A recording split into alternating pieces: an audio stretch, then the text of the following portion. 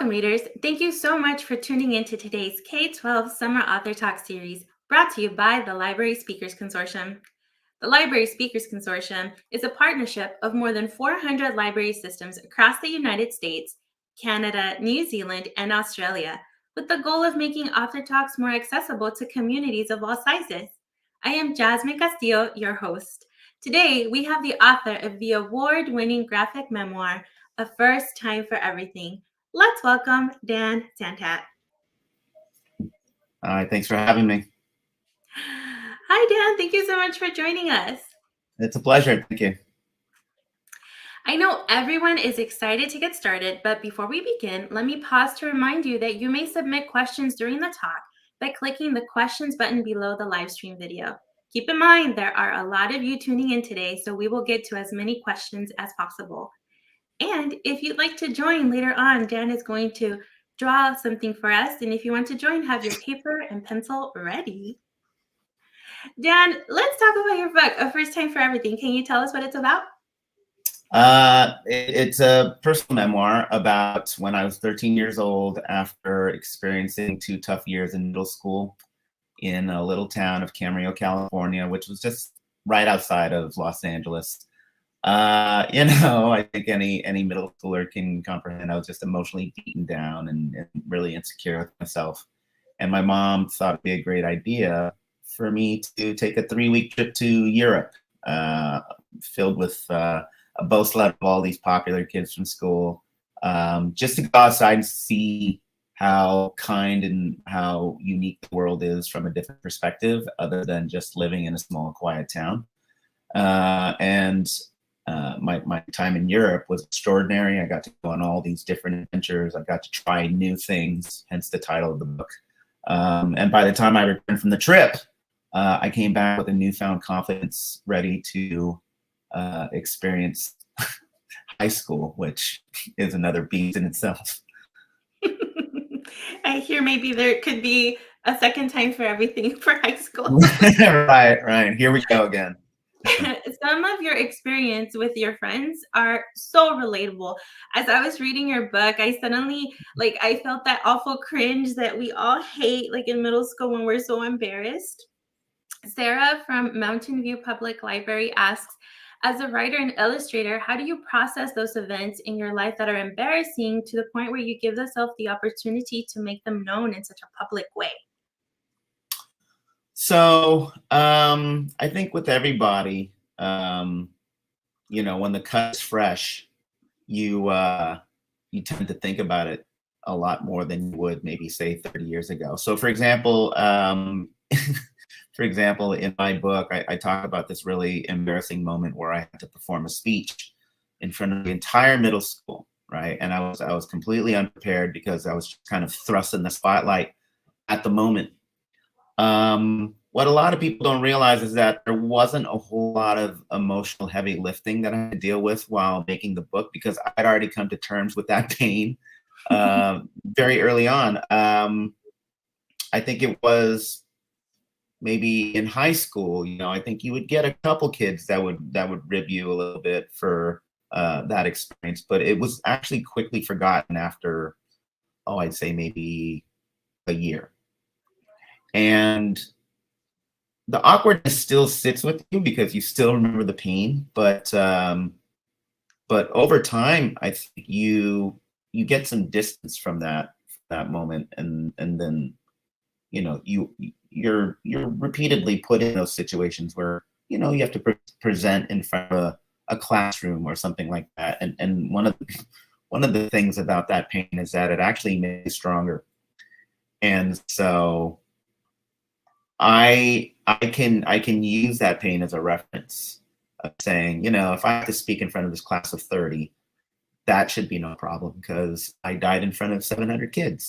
Or if I had to give a university commencement speech, which I did in front of 10,000 kids, that shouldn't be a problem because I know what it feels like to die, So it's a matter of perspective, and also realizing that it's just a very incremental part of your life as a whole, And so I came to terms with those feelings long before I had to write this book. And when I wrote about it, it kind of was like just mentioning an embarrassing moment, which wasn't, it doesn't grab a hold of me as much as it used to when I was a kid. So that's a little. I really felt for you here, where the kids were laughing. Oh my gosh, it was just. I was I just, just, yeah, I was left to the slaughter. I don't know how to best you put know, it, you know. and as a teacher, sometimes I used to be a teacher, and sometimes we don't realize that we put kids through this, and I'm sure your teacher felt so bad, and when you told her eventually. There is this thing where I noticed something about when I go visit kids at schools these days, and I am going to say this: if there are any Gen Xers out there and grew up in a certain era where, you know, put downs and cut downs and things like that were the norm, because like life back then was eat or be eaten. And so kids, if you are watching this, maybe with your parents, maybe your parents might want to acknowledge the fact, think that see it, like we were horrible people. You know, you basically went there, made fun of other people, all those ableist words that we tell you not to say, we said them all the time because we were awful people, right? And you know, we try to embody this system of beliefs where, you know, we want you to be better people. And the thing that I've noticed is that when I go out to the schools and I talk about what we used to do back in the day, you know, referenced in the beginning of the part of the book, you know, canning, you know, swirlies, things like that. A lot of the kids these days, they'll look at me and they'll just be in disgust, saying, "Why did you do that? You know, like why?" And the answer was, because we were awful people. We were awful people, and it's so good that we've improved as a society. So the future of this world is in good hands because, you know, you kids come from a good, happy place. I don't think you get enough credit for that.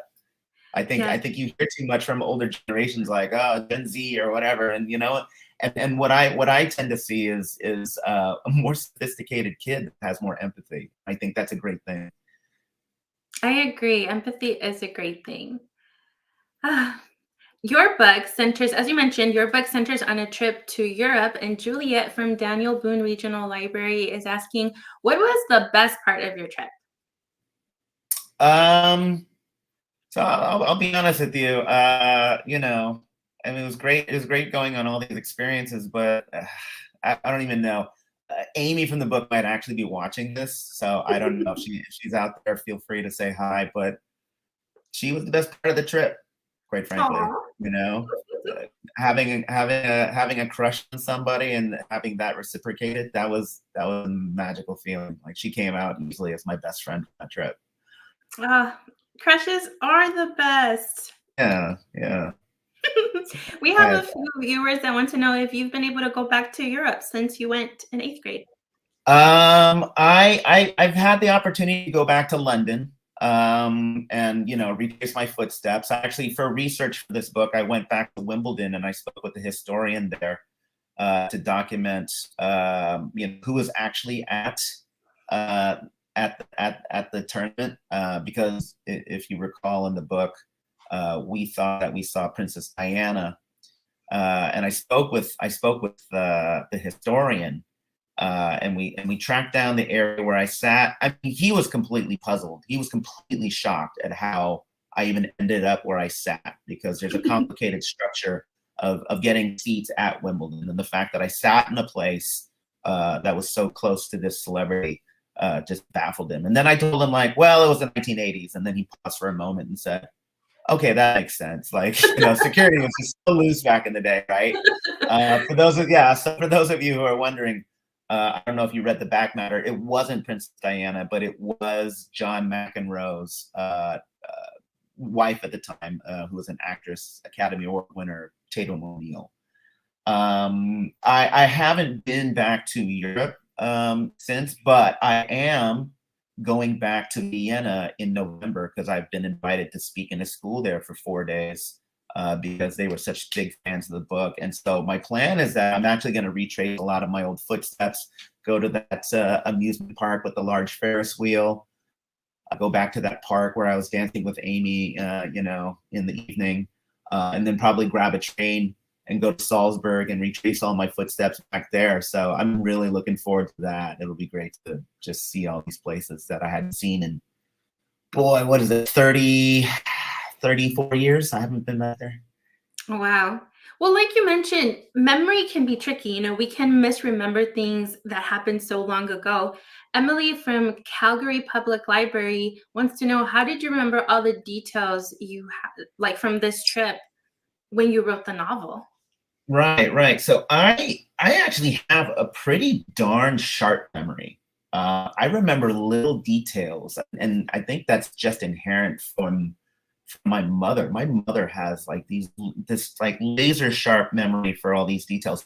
For example, the flashback where Shelley, I give Shelley my sweater because she's having her period. I didn't have any recollection of that. And when my mom was asking me, she said, "Oh, who's going to be in this book?" And I said, "Oh, Joy, Shelley." And she said, "Oh, Shelley, remember that time you gave her your sweater because she had her period and she was wearing a white dress?" And I said, "Mom, what are you talking about?" And she said, "Oh, yeah, no, I remember clearly that day because she was wearing your sweater." And I asked myself, what is she doing wearing my son's sweater? And so she told me this whole story. And then I wrote the scene thinking it was going to be a really good addition to the book. And then I told Shelley because I didn't want her to think that I was writing the scene with any malicious intent. And Shelley read the scene and she had no recollection of that either. But I said, well, my mom clearly remembers it, and she described it with vivid detail. Same thing with Joy. I drew her a dragon back in junior high, and I had no recollection of the dragon. And when she knew that I was writing the book, it was very sweet. She actually sent me the photo of it hanging on her wall. She still has it hanging on her wall, and she said, Really? I always knew you were a great artist. I knew you were going to do something great. I still have your drawing on the wall. And then what happens is that when you see something or when you touch on a memory and then you just let it sit for a while and you just think about it, it'll just slowly kind of percolate back in your brain, right? And one of the big things that I learned about writing this memoir is that when you're writing certain scenes, you're going back to all these memories. Those feelings are still in there from like a long time ago, and they're almost as fresh as when you remembered them. So it was just a really great experience, going back in time like that. So when I awkwardly I had to tell Amy that I was writing this book about her, and I was lucky because we reconnected on Facebook around 2007, 2009 when Facebook came out. And I remember asking, I was consulting with my friend Raina Telgemeier. I said, I'm writing this book about this girl. Should I tell her? And Raina said, of course you should tell her. Why would you want to write a book? And like when the book comes out, she's going to say, oh, this guy that I kissed, in Europe wrote this book and I had no knowledge of it. I wonder what's in it. So I was very transparent with her. I told her, listen, this isn't some creepy midlife crisis thing. I wrote a book. And obviously it's going to be, you're going to be a big part of it. And she was actually very, very helpful. She was very flattered. And she had her journal. And this is the thing. She was very thorough, 13-year-old girl at the time. Like she wrote, the places we stayed, the places we visited, what the weather was like, foods we ate. Like it was the best primary source an author could use. And from that, you just piece together memories of the trip. And while you're writing, everything's just slowly trickling back. And then people who you went to the trip with, they would just chime in and tell little stories from the trip, and it would just slowly come back. So it was an amazing, if anything, this was like a big giant reunion that everybody had. It was the best. It was the best experience I've ever had making a book. That sounds so lovely.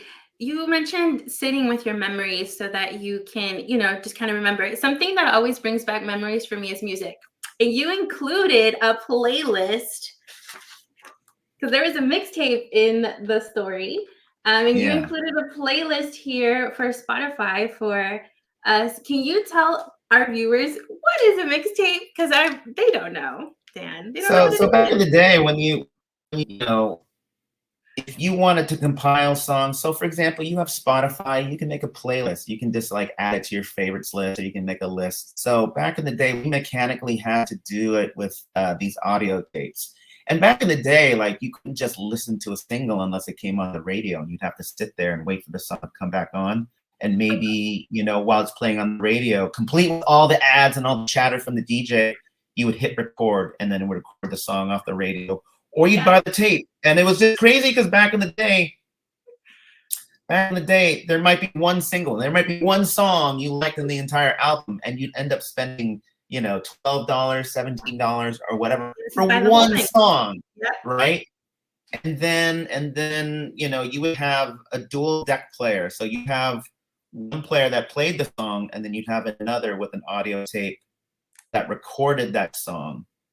And you would just do this entire process. And these tapes either came in like, 45-minute, 60-minute, 90-minute. And then there were different quality of tapes.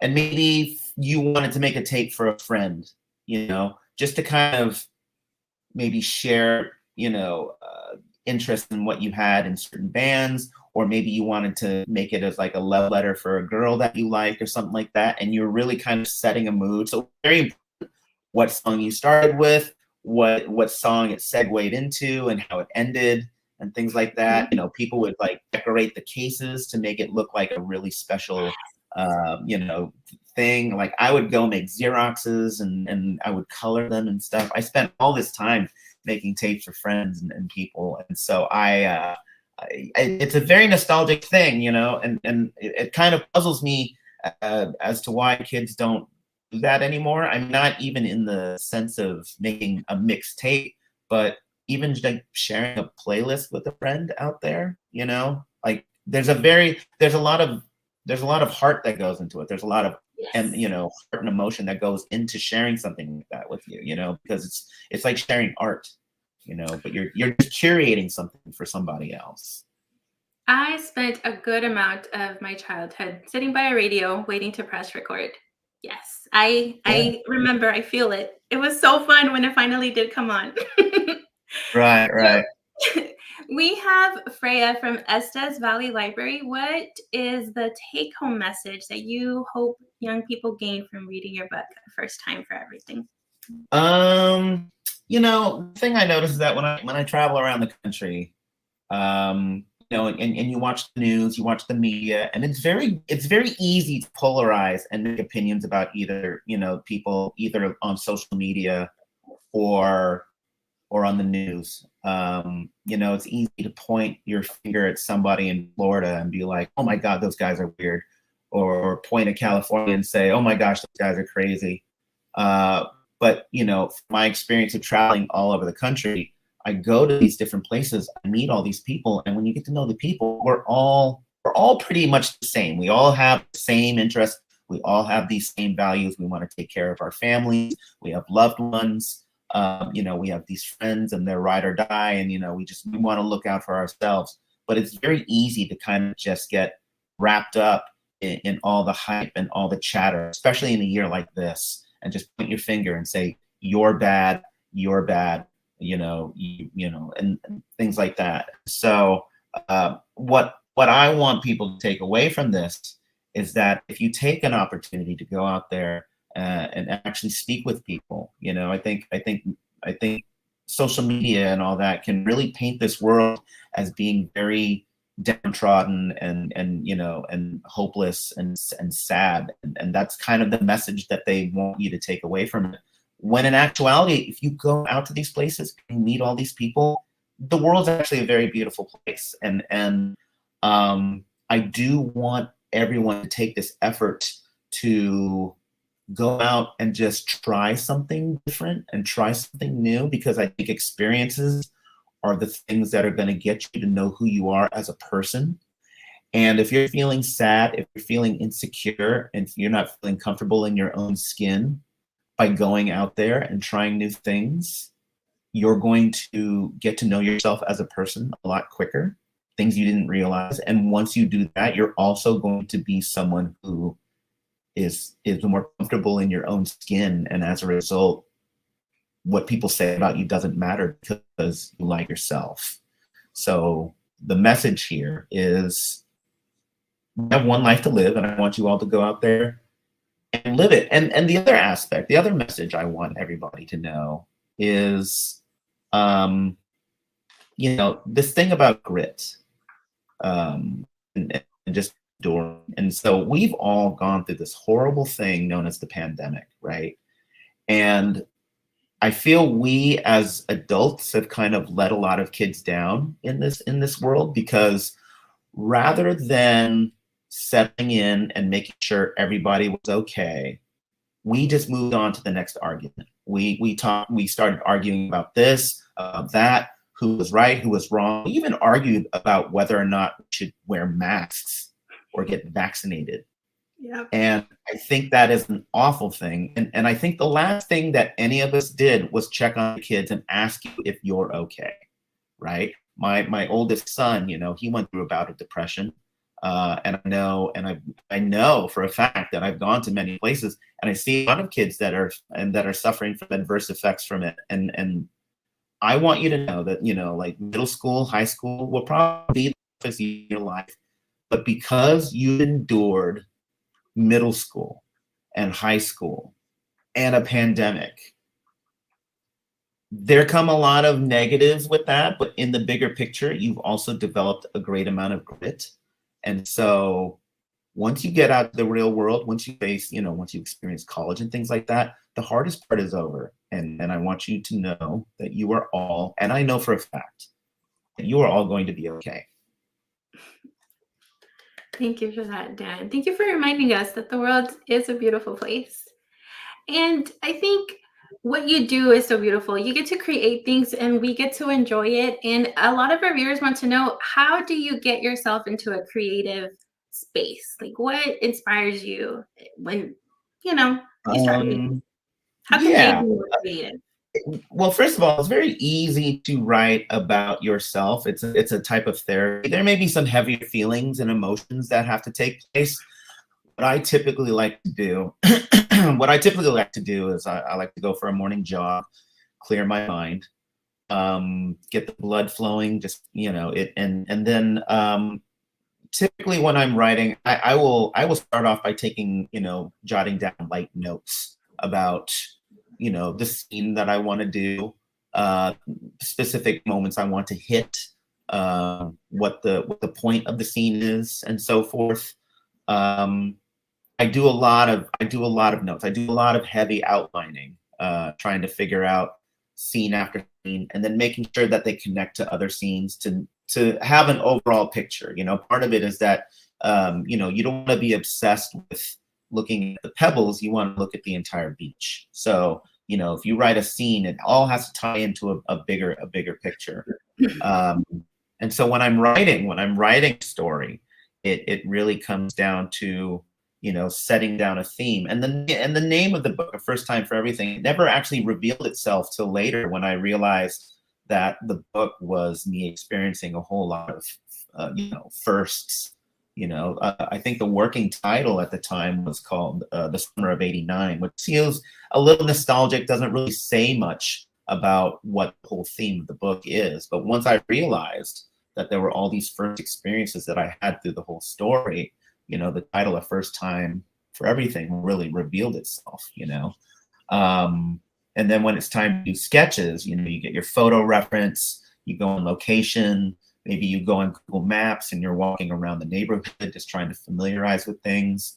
You interview friends who are on the trip. You know, and by doing all this homework, by doing all this research, you know, for me in particular, like it transformed me into a 13-year-old kid again, right? Mostly for good, because during this time I was making this book, you know, it was during the pandemic and everything just seemed like it was on fire. So it was really great to be able to put my shoes and my mind in the happiest childhood moment that I had. And it was the thing that really got me through the pandemic. But, you know, the more you immerse yourself into something, the more you become the thing you're creating. And I think that's the best space you want to be when you're creating art, because you want to put the best expression of yourself out there. Thank you. Those were some great tips. Would you read us an excerpt from your book? We've been talking a lot about it. I would love to hear you read. Yeah. So let me share my screen. Here we go. So this is a scene from First Time for Everything, and it is. I share this because I think it reflects very much how kids can be both cruel but also rather beautiful people.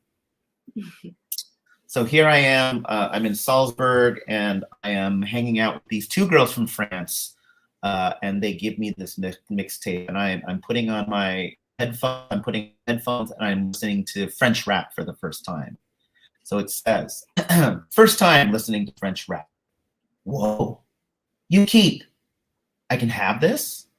Thank you, merci. Forgive me here.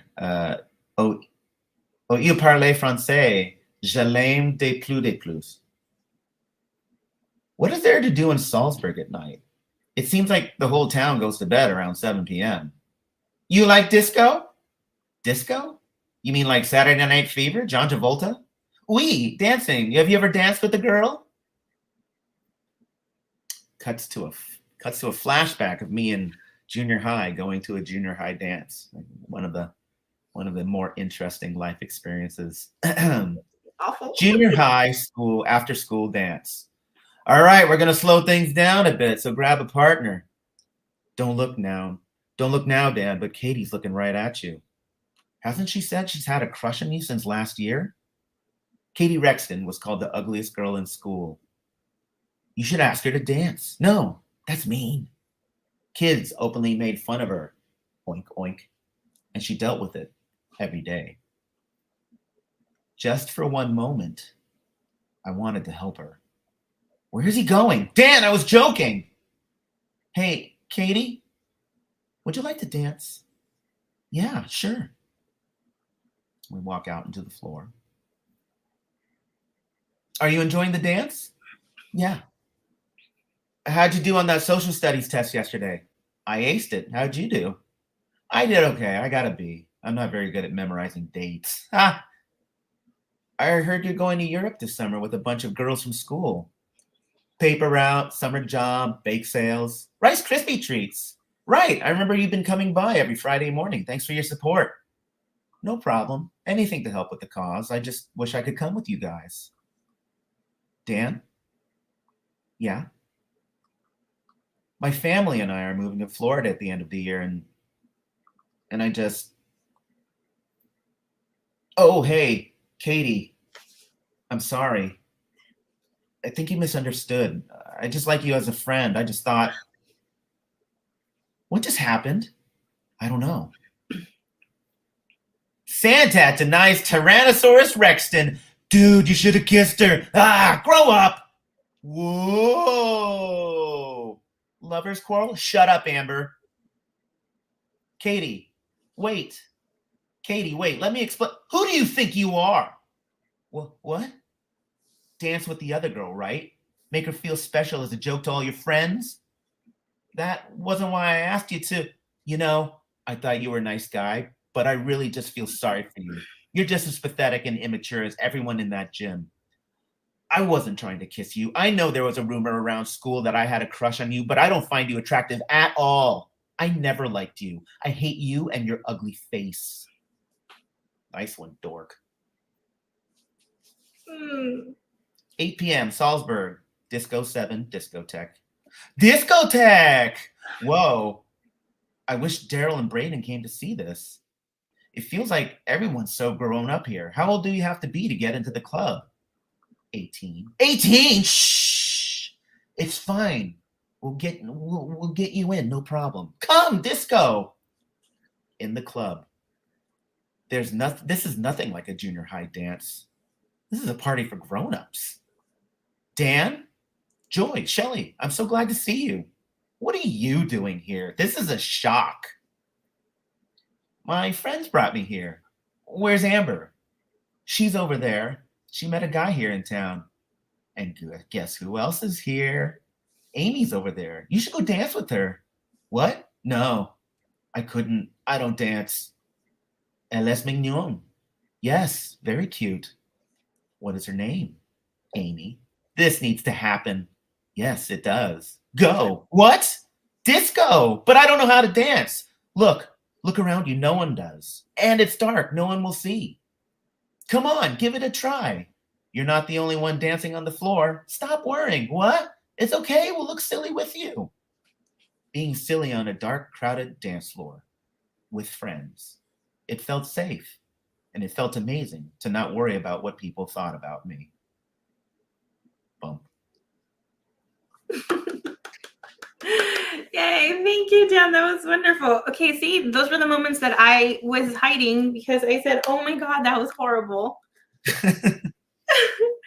Yeah, middle school dances, I hope they've gotten better because I do not want to relive that.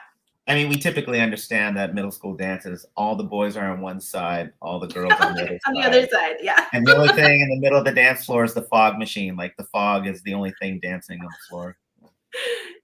We have a lot of viewers that are wondering, what do you use to create your illustrations? So I actually work digitally. I use a Cintiq, Adobe Photoshop. I have a Wacom tablet, or yeah, it's basically a drawing monitor, and then I have a digital pen that I draw on. And the only reason why I do that is because I need to save. I'm doing hundreds and hundreds of pages. I need to work as quickly and as efficiently as possible. So I need to minimize. I personally, everyone has a different process, but I personally try to minimize the use of paper. Because once you have 300 pages, then you have to scan all those pages. And for me, that would just add up. That could add up days. That could add up weeks, months sometimes. So it's just easier for me to just have a template, go to work on that template, and then just move on to the next file. And then what ends up happening is that I'll have hundreds of drawn pages, and then they are sent to a colorist. Usually I'll share the files by Dropbox with the art director and things like that. And then the colorist will help color all the artwork. They'll do what's known as flatting, where they're blocking in all the colors. And then the files are sent back to me, and I can create the mood lighting, the highlights, and the shadows. But the entire process, this was actually, relatively quick for me. First time for everything to draw and to have it colored. Took me about a year and a half. And that was quick, you said. That's quick. Wow. Yeah. So it is a process. It is well worth it. The coloring on this, it's beautiful. Beautiful. Y'all did a really great job. Thank you. Speaking of drawing, would you like to show us how you draw on your computer? Yeah. So let's share my screen here. I'm gonna show you. I'm going to show you. Here's my office here. Here's a little sample template of a 5-panel comic. As you can see, here's my panel here. I can turn it on and off. I'm creating another invisible panel on top. And I see here that I've been given 5 panels. So let's just do a simple first time experience. And so what I'll tend to do is I'll start by writing some notes about what I want to write, because I'm sure everybody has just been put in this moment asking themselves, what should I write about? And so I'm gonna talk about going to an ice cream parlor and picking out a flavor for the first time. And this thing is that typically people will find themselves ordering the same flavor because they're afraid they're going to be disappointed by any other choices. So the reason why I think I picked ice cream is because here I have this really nice long panel. So I think we can all kind of imagine what I'll do here. So this is what I'll do. I'll typically write notes. So it'll be me. This panel will be me. You definitely want to you definitely want to establish, you know, a setting. So me walking into the shop, and then let's see, second window will be me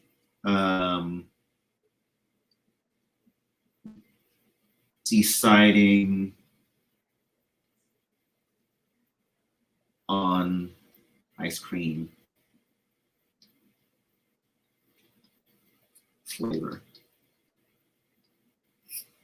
And then me being overwhelmed by options.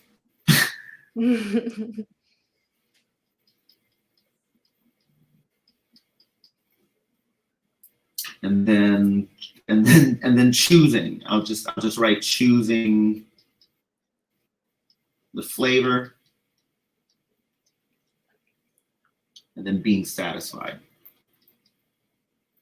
So you have a beginning, middle, and end, right? Yes. And so this is an exercise that we used to do back in the day. For those of you who know the work of Kazu Kibuishi, he has a comic called Amulet with Scholastic.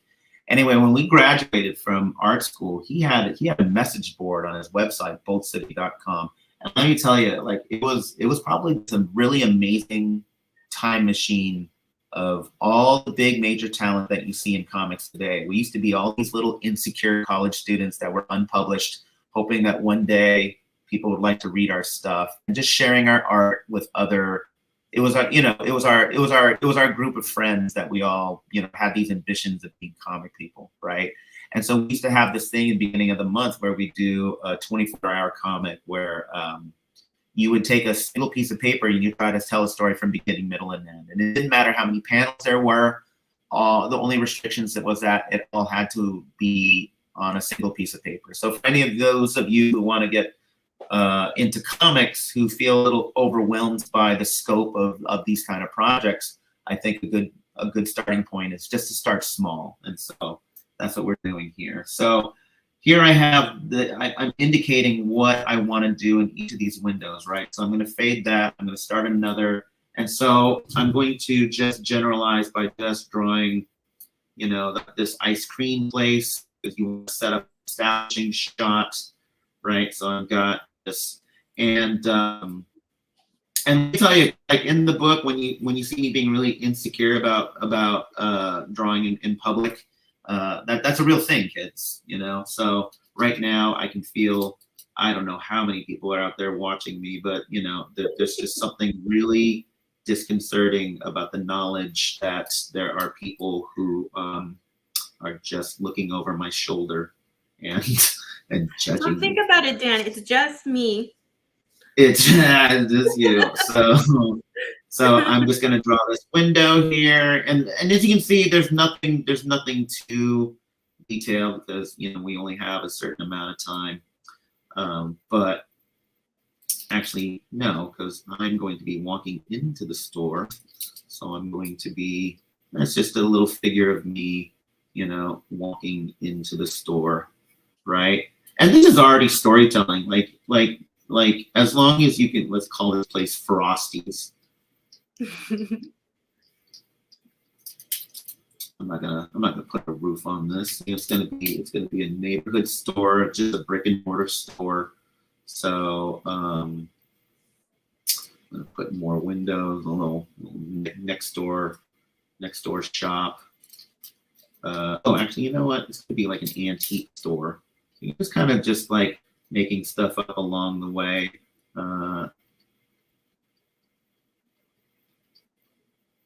Antiques, and then maybe a store window up here. That's just going to be me walking into a store. That's setting up the establishing shot where you know where you're going, right? And then me deciding on an ice cream flavor. So I'm going to, what I'm going to do, they have those like frozen little tubs, right? So in my mind right now, I'm referencing an ice cream, a little mom and pop ice cream place in my neighborhood known as Fosselman's. And so I am just drawing Fossilmans from memory, but I do know that there are certain things that that people will remember when they are going to an ice cream place. So, you know, there's a little thing for spoons. Maybe there's like a little sign for specials, you know, ice cream cone there, you know, oh, 25 cents or something like that, right? There's going to be a cash register. And so these are very general shapes, right? And then there'll probably be in the background like a menu.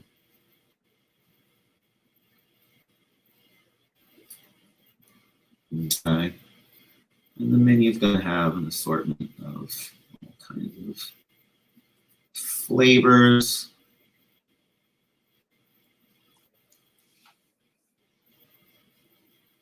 Right. And in the background, you'll have here, we'll have somebody standing here, you know, maybe wearing a parlor hat. That's so, you know what? No. Usually like high school kids. Usually Yep. high school kids. And I'll give that kid glasses. And he's gonna just be sitting there because it's a summer job, and he's just like, yeah, what do you want? You know, I'll give him some goofy ears. And Dan, can you tell us the name of the program you're using again? This is Photoshop. For those of you though who have an iPad, the industry standard these days, a lot of people will be using Procreate. And you'll be surprised, like people use that at the fraction of the cost.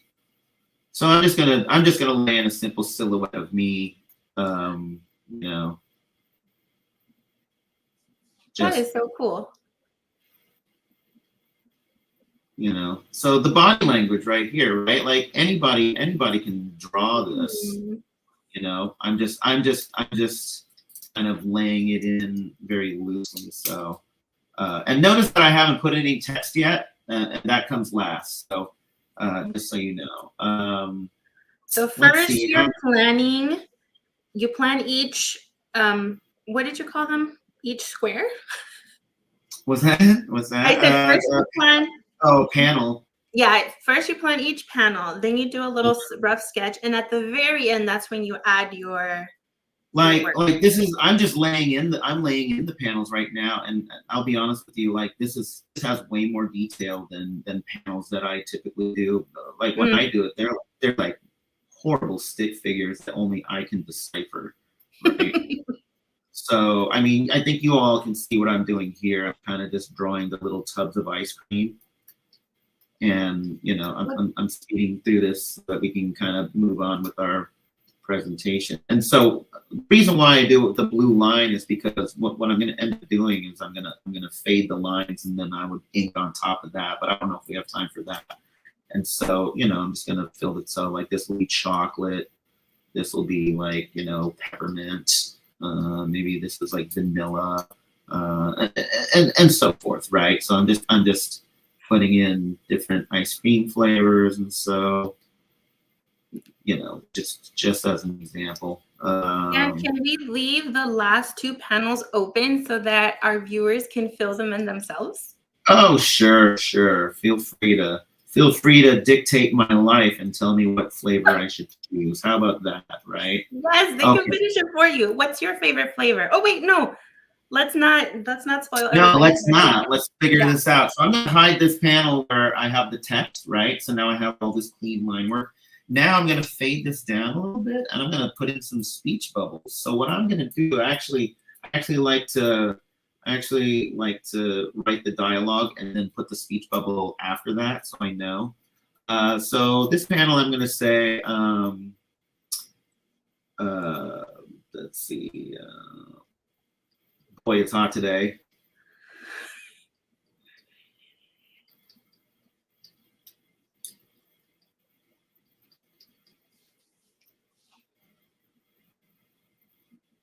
I could really go for some ice cream. I could, oops, forgive me. I could really go for some ice cream. So I already know the narrative of this box, right? But now I'm just kind of illustrating with a little bit more color, some more flavor by dialogue. Some ice cream.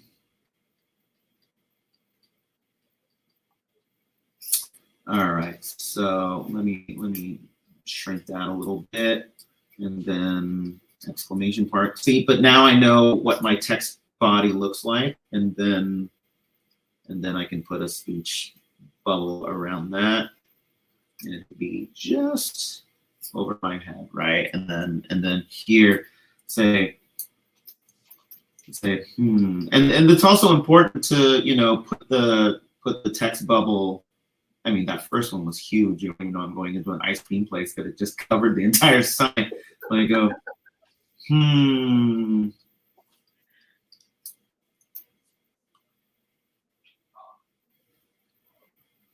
what am I gonna choose?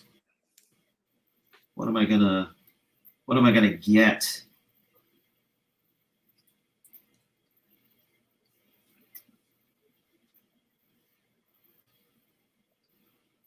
And then here I am building tension. Oh man. The tension. What will he choose? Oh man, so many choices. Okay. And since I am not in this particular scene, it's the speech bubble is off the window, right? And then what I'll end up doing is I will actually make another layer, and I'll fill that with white, so that I am hiding the art behind it, right? So now I have this clean white speech bubble. That is so fancy. And look at that. We did all this in about, what, how much time has passed? 10 minutes? Yeah, about. Not bad. Thank you so much for giving us that insight. I hope that our viewers take a stab at finishing what flavor you're going to get. And I hope it has bacon in it, because I promise you, I've had ice cream with bacon in it and it's delicious. Yeah, I don't know if Salt and Straw is a place that a lot of people are familiar with, but should I turn this off or should I leave it on? Oh, there we go. There's a ice cream flavor. It's pear and blue cheese, which sounds absolutely bizarre, but let me tell you, folks, I would try it. Yeah. We're talking about trying new things. So yes, we need to be brave and try new things. But Dan, unfortunately, our time is up. Just like that. Thank you so much for joining us today. It has truly been a pleasure to speak with you for the last 45 minutes. Thank you very much, everybody. Like I said, I hope you all go out there and you try new things and you learn to like yourselves, because you're all special. And I don't say that in like a Mr. Rogers kind of like, I truly believe everyone out there has unique experiences in life and the story to tell.